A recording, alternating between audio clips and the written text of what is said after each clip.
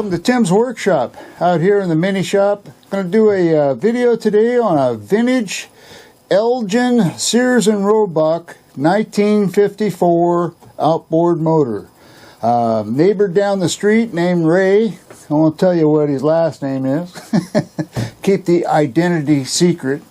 Anyway, Ray down the street, we were talking about, you know, what I was doing with outboards and stuff. He said, hey, I got an old outboard. You could see if you can get running. He said, I tried, and he said, I gave up. I said, oh, yeah, okay, I'll take a look. So I went down and picked it up yesterday, brought it home. It does turn over. Okay, so it's not locked up. He said he tried to get it started, he couldn't. It's missing the baffle up front here on the carburetor. I told him, I said, you could look that up and buy it yourself and put it on later. It's just 2 screws that hold it on. But for us, I just want to see if it will run and if there's anything I can clean up on it and fix for him. I do have one thing. Let's point the camera down here on the bottom. The fin broke off. So I told him I could probably weld that back on for him with the Luma weld. So we'll do that and clean that up for him. It's air cooled. It's got fins like a Volkswagen motor. I looked it up too. That's how I figured out it was a 1954. The serial number down here on the arm, right here, there's a serial number and model number. So you put in the model number in this internet website I found, and it shows what year it is, and some other information. This is a 2-horse, single-cylinder, air-cooled, automatic rewind. That's what they call this. Apparently they had, you know, before that they had the rope pull and stuff like that. So other than that, somebody instead of the boat, they chained it to the motor itself. I don't know, kind of weird. Use a hose clamp around around the midsection there. I told the owner, I said maybe they had it hanging on a wall, some, you know, wall art. They probably couldn't get it started either. But there's a choke right there. You know, it's similar to a Evinrude & Johnson. I mean, it has the glass bowl. I think that's glass. I'm sure the fuel is pretty rancid. So we're going to open it up and we're going to drain the fuel out of it. I have some non-ethanol fuel. I'll put enough in it to, you know, see if it'll start. This is a fuel filter, inline fuel filter. It's probably dirty. He said he put a brand new spark plug on it, so that's good. Other than that, air cooled, you don't have to worry about a water pump. Although, I don't know what this is. It's got like a water tube on it, but air cooled it wouldn't need water, so I don't know. And it does have vent holes right here. There's no place to take this off. I don't feel any bolts or anything. There's got to be something to take this off, though, to work on it. I guess, like the Evinrude, you just take it off here and pull everything apart. There should be some place to grease it down here. So that's your reverse. You turn it around for reverse. There's a screw down here where you can put oil in, and it'll come out this screw here for when it's full. And I don't know if it takes oil or grease. I'll look it up. Like everything else on these vintage motors, the first thing I will do is take the spark plug out, roll it over 5 times with my new compression tester that I got. And we'll take the compression check. We'll let the owner know what that is. Alright, so that's kind of the review of it. So now we're going to get started on it. Do the compression test. Hey, if you're new to the channel, please subscribe, leave comments, hit the notification bell if you like. Give me a like, hit the old hand thing, and let my friends and family and your doggies too know about Tim's Workshop on my YouTube. Let's get going on this 1954 Elgin outboard motor. The right ratchet here. Okay, Spark plug cable looks okay. At least on this end anyway. Holy smokes. That was in there, that's for sure. Alright. Thread this in.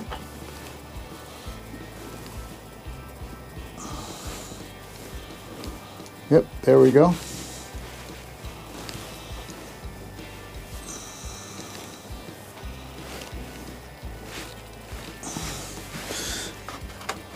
Put the gauge on.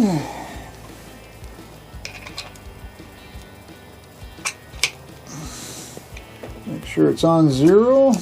Okay. Okay, let's try it.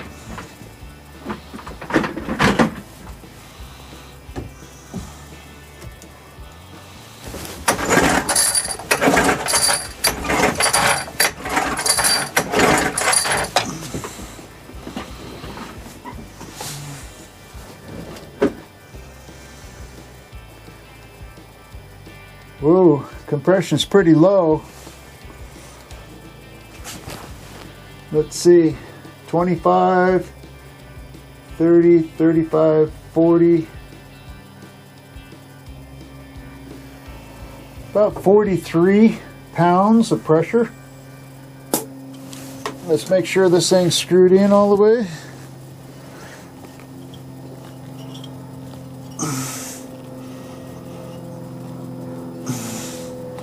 Let's try it again.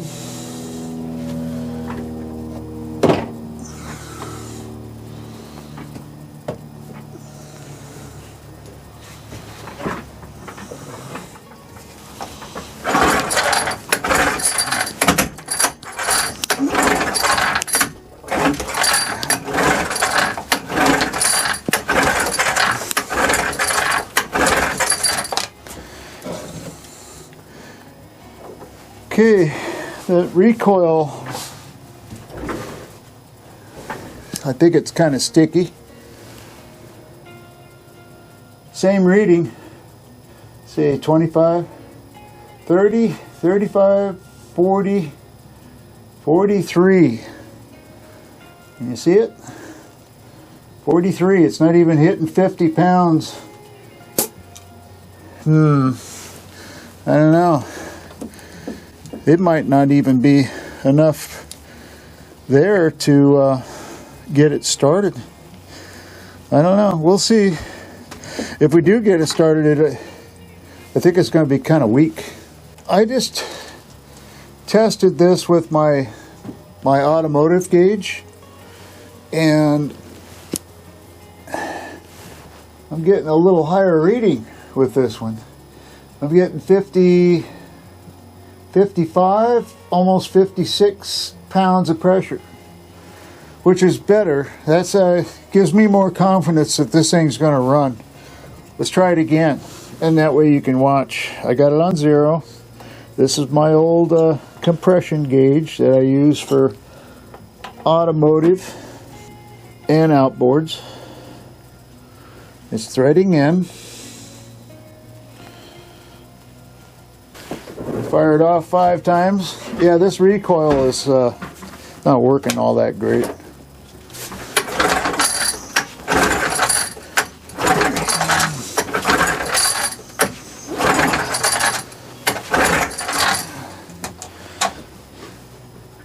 Gave it extra one there. This is kind of hard to pull compared to some of them. I think it's just because it's been sitting so long. So let's see what we got. Okay, turn this back around so you can see. Yeah, I got 55, 56 actually. So it's the same, but that's better than that other pressure gauge. So that's good. Take the pressure off.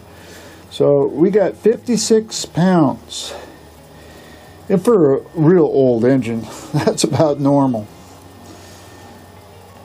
for a single cylinder.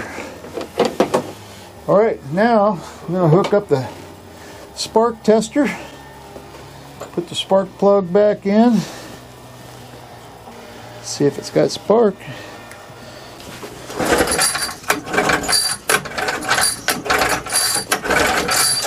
Okay, no spark. When you don't have spark, that means the coil is not producing spark. Something up there. Points, coil. So we're going to test it and see what's going on. So the next step is we got to take this top off, take the fuel tank off, and get it down to where we're getting into the flywheel, and remove the flywheel, look at the points and the coil on it. And we'll test both of them and hopefully we'll be okay. Let's get this recoil off. See, that's the first thing you go for is access. Little container, put stuff in so it's for this motor.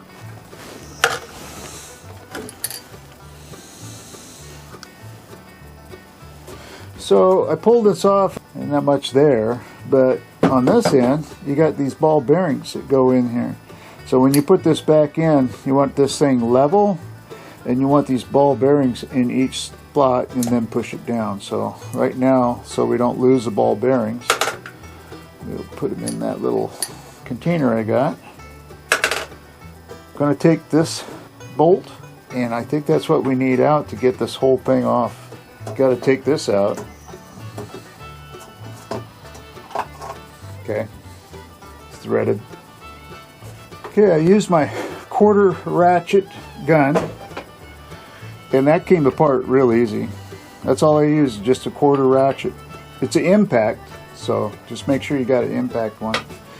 And you take that out. It's got the bolt, the lock washer. Okay, this piece comes off, right? These tie into these holes here. There's a screw up underneath here. I think it has like 4 screws. That's tight.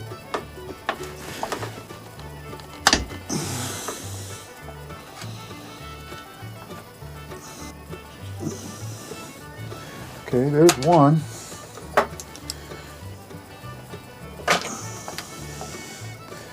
There's another one.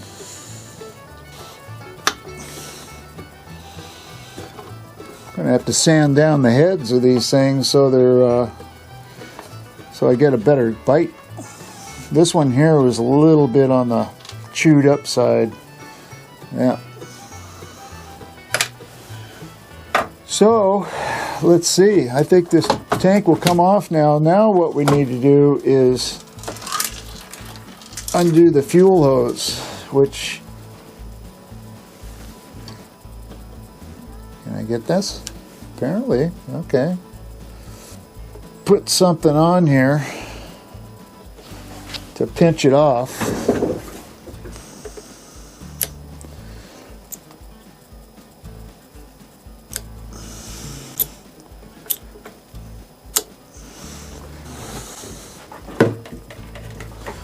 There we go.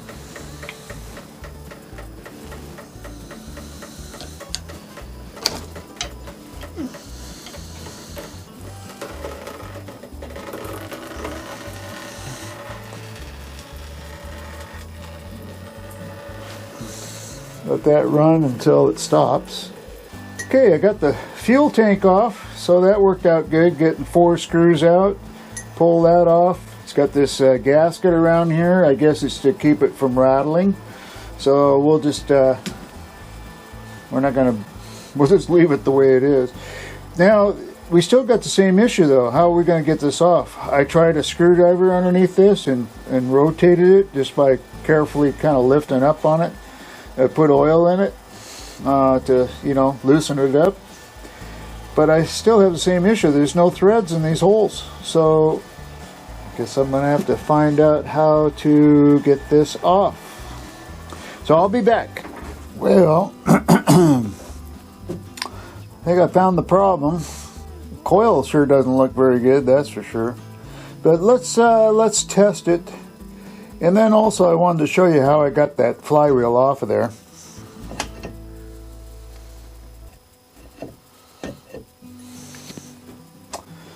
Okay, what I did is I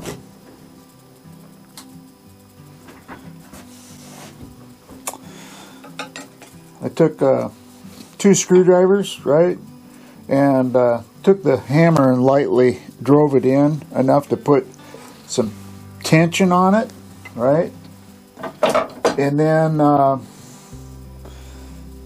took the lock washer up and screwed that in there